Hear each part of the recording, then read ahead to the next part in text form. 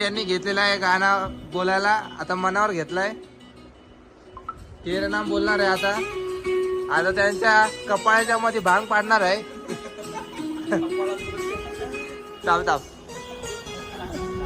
मध्ये मध्ये भांग पाड. हा तो भांग असा.